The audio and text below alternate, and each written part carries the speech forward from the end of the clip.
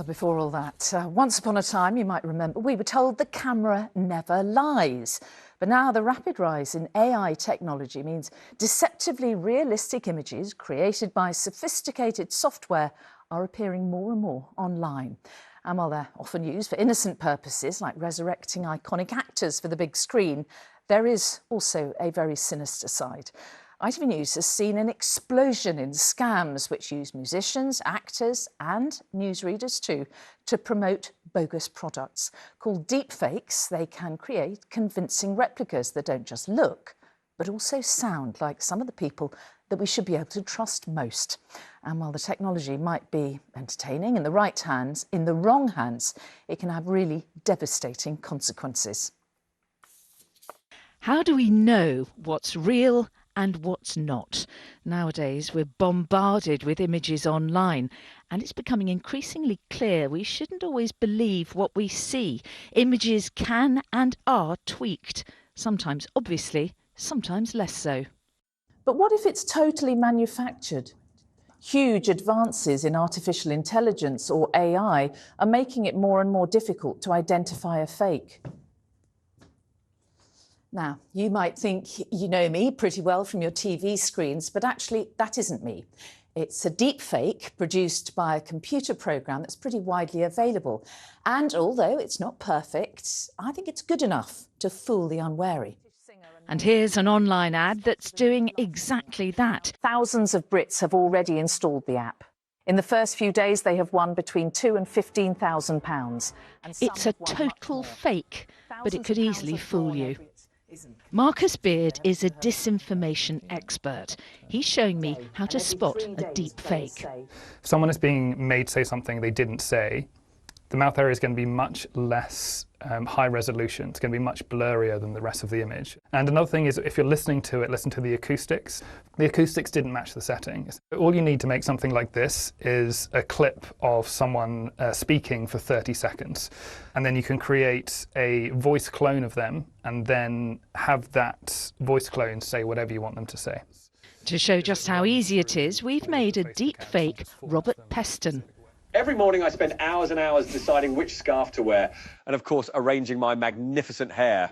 So what does the real Robert think of his deep fake? Obviously the temptation is to laugh, but these things aren't really serious because, you look at it and you think, actually, many people are going to think that's me. It's not the first time Robert's been used in a deep fake.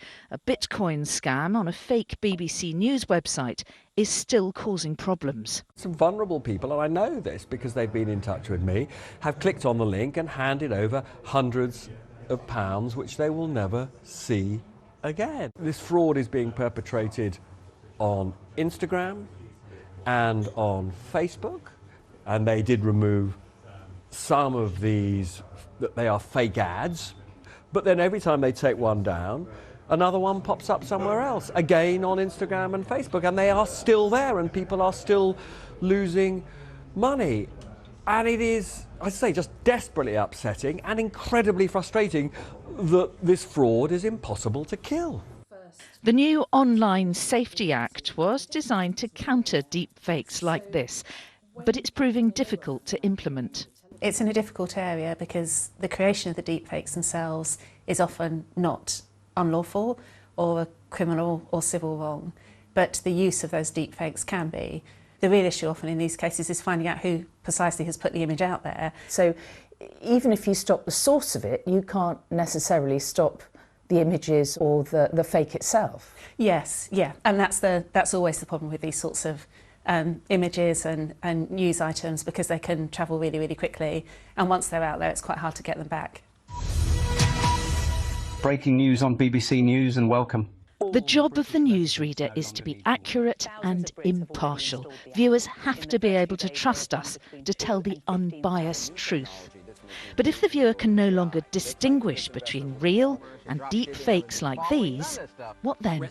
I think the fear is that the more this happens, then people start to doubt anything you report.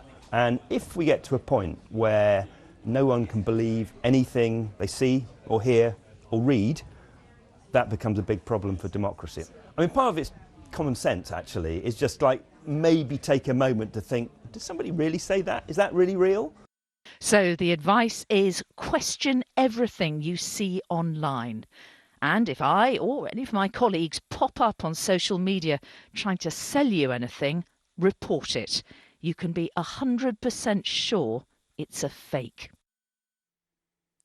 Amazing, isn't it? Well, we put our findings to Meta, which of course owns Facebook and Instagram, and they told us we don't permit content that intentionally deceives or seeks to defraud others, and we are constantly working to improve detection and enforcement.